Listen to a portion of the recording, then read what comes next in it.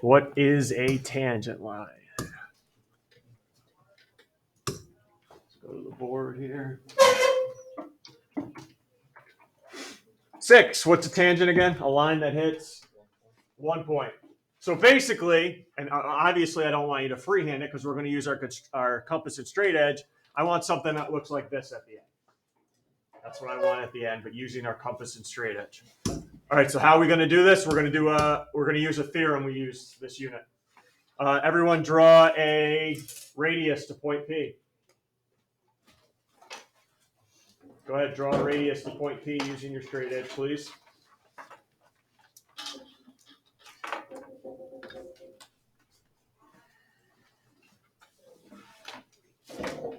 And when we make this tangent line, what was the theorem we went over this unit? The radius and the tangent will be what, Spence? Perpendicular. So here's the construction. I'm not going to show you a new construction. It's one we've already done this year. So to this radius right here, I need to draw a line that's perpendicular to it, but going through P. We've done it. I just got to review with you. Grab your straight edge again. I need something longer than this radius, so extend your radius out, please, past P.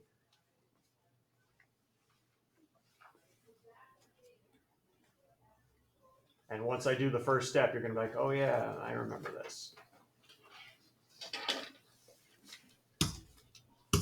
Yes, I need a tangent, but I also need a line that's perpendicular to your extended radius going through P. Grab your compass. Anybody know where I'm going to have you place it?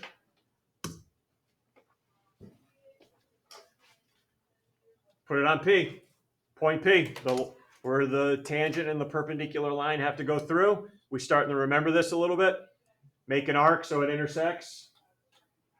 2 spots. So you're going to frown or smile here. All right. So make sure it intersects your extended radius in 2 spots.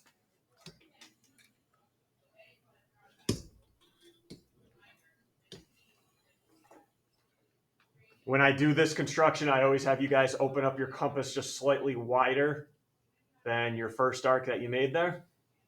So just open it up slightly wider and go to each point of intersection. Okay, you should have 2 points of intersection on your radius.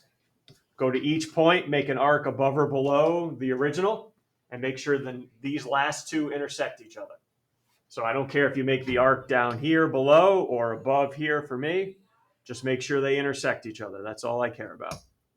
The last 2 arcs should intersect each other. I hate when that happens. Gotta make my first one longer.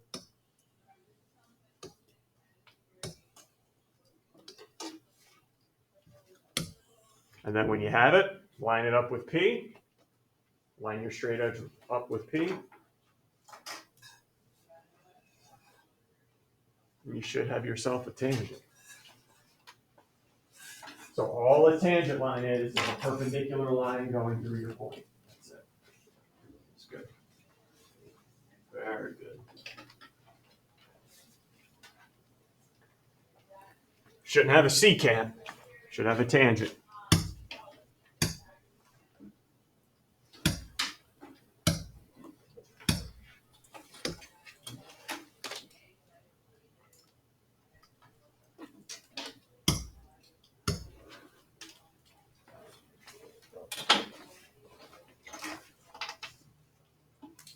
Any issues?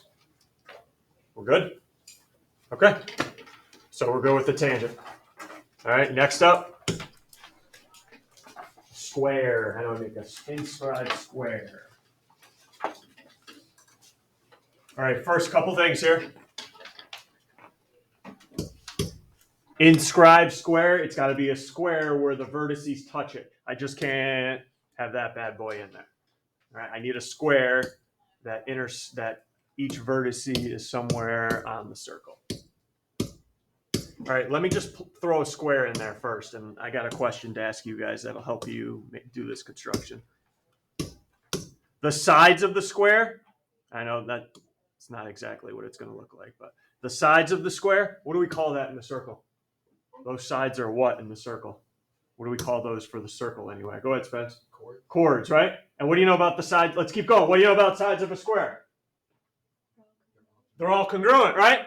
So basically what I need your help with is how can I get 4 congruent chords? All right, how can I get 4 congruent chords and then I'll connect them? We're going to use the second theorem from this unit. Congruent arcs imply congruent chords. So here's what I need your help with. I need you to help me grab your compass and your straight edge. Can you help me construct 4 congruent arcs on your circle? I need your help. I need 4 congruent arcs because then I can connect them and I'll have congruent chords. So how in the world am I going to get 4 congruent arcs? Well, let's start here. Can you just give me 2? I just want 2 congruent arcs. Grab your straight edge and draw on a what? Yeah, draw on a diameter. I don't care what angle it is. Draw on a diameter.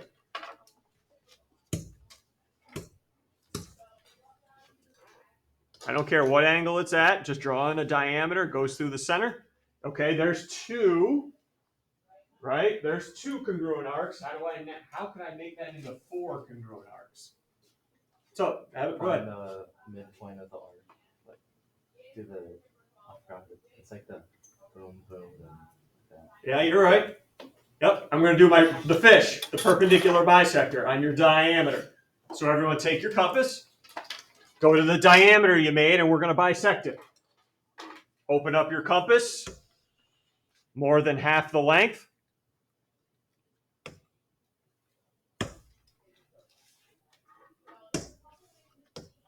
So open up your compass, more than half the length. Make a decent size arc, right? Because we're going to have 2 points of intersection here. Go over to the other end point of your diameter on the circle. Again, 2, not 1, 2 points of intersection here. And draw in a second diameter, which is going to bisect your first one.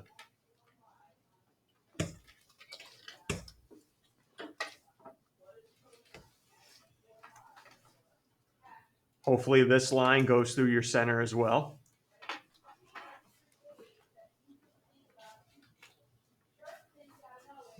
Need 2 points of intersection, right? Because I need to draw that through. Because I need 4 congruent arcs for this, right? Square's got 4 sides, so I need 4 congruent arcs. Everyone's got 4 congruent arcs. All right, connect them now with your chords. Connect them with chords now. And you'll have your inscribed square. If you're not sure what I'm talking about, here you go. Connect the endpoints here.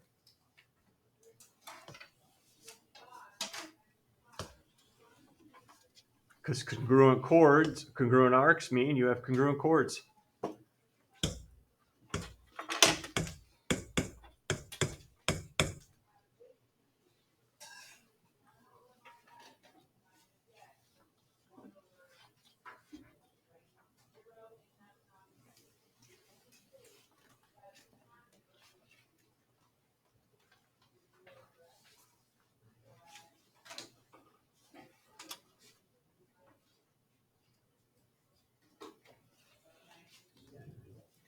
And since we are, they tell me anyway, we're in an above average math class, all the sides are congruent. And then what about the properties of the angles? What do you know about the angles of a square? They're all what type? They're all right. So how can I guarantee you that we have right angles? Well, look at this. Look at my top one up here. Isn't this inscribed? And it's drawn to a, I think we got a theorem from this unit, right? That makes it a right angle. So that's what ensures that all these are right angles. Tangent, square, we good? Ooh, wait till you see this one. So I got the square. Now I'm going to ask you for a hexagon. A regular hexagon, so all sides equal. Quick review, hexagon. How many sides? Hexagon? 6 sides, up.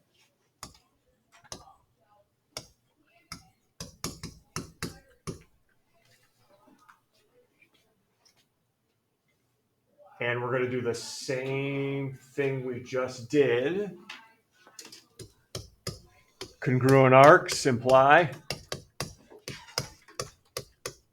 congruent chords, but this is going to be a little tougher for us because I need 6 congruent arcs now. 6 congruent arcs. Not 4, 6.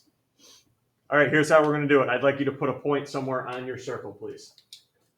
On your circle. Put a not on the edge of your circle. That's what I mean by on the circle. Somewhere on it.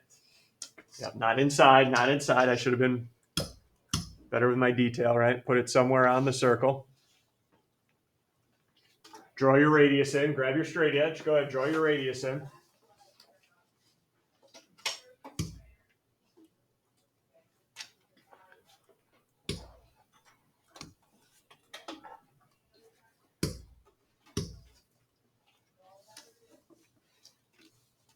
Take your compass, measure the length of your radius now.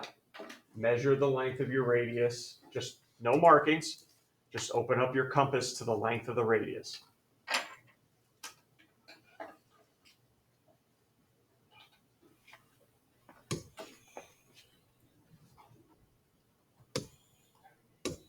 And here's what we're going to do. And I'll go slow here. We are going to make arcs around your circle that are the same length as your radius. So however long your radius is, that's how big our arcs are going to be. So everyone's got your radius measured. Go to the point you made on the circle. Do not open or close it. Your compass should still be open to the length of your radius, yes? All right, ready? So I don't care which direction, clockwise or counterclockwise, doesn't matter. You're going to make your first arc right on the circle. And that arc should be the same length as your radius. All right, travel over to where that marking is and make another arc mark. Do you see what I mean? You're making arcs that are the same length as your radius. Keep going around, and eventually you'll have 6 congruent arcs.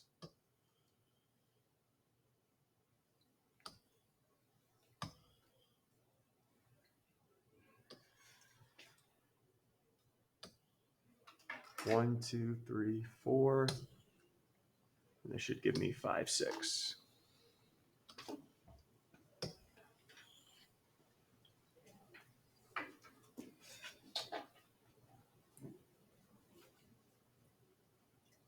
So everyone has 6 arcs.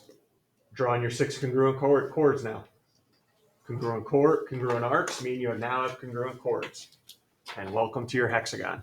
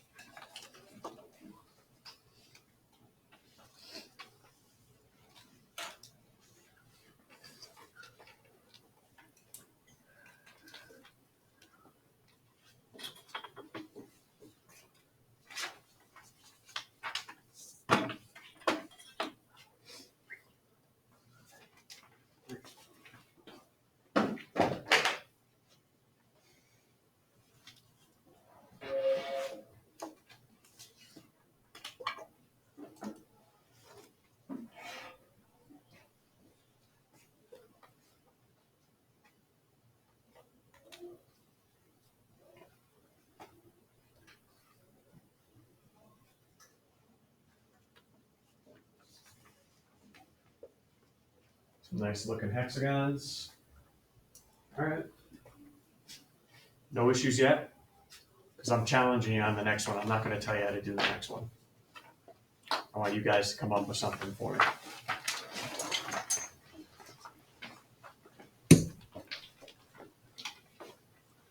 Equilateral triangle.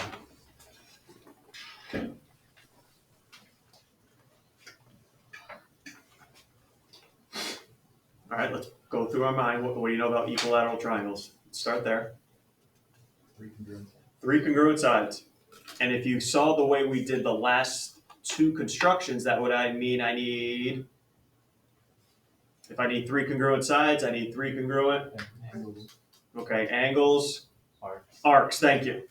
All right, so somehow I need your help, and I refuse to tell you how I can get 3 congruent arcs on circle T. And I'll let you know there's nothing new here. I don't want you to come up with like this new theorem or new way to do a construction. Nope. You know how to do it already. You know how to do it already. I need 3 congruent arcs. How can I get 3 congruent arcs? Think about it. You know how to do this. How could I divide circle T into 3 congruent arcs?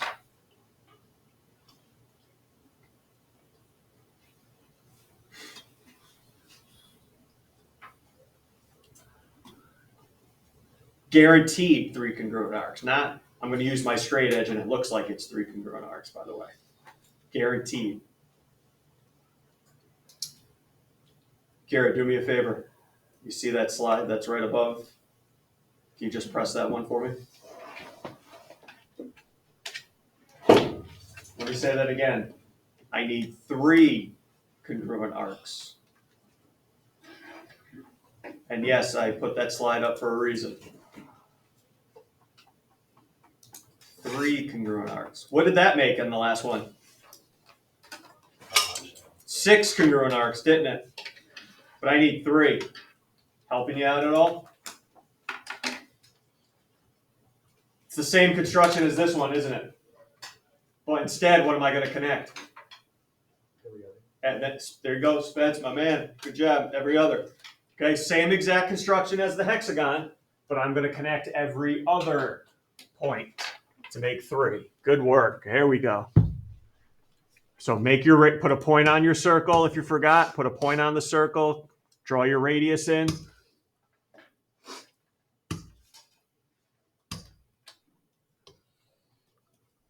Measure your radius with your compass.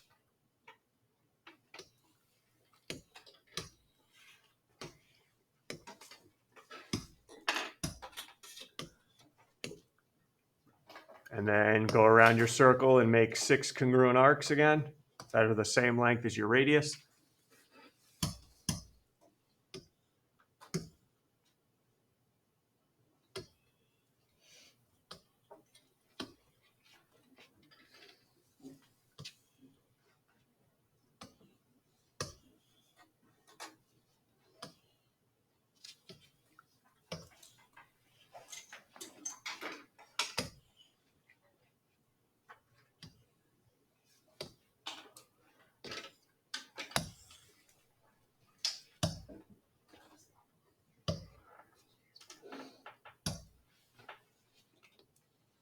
Yep, and then I'm going to connect every other one.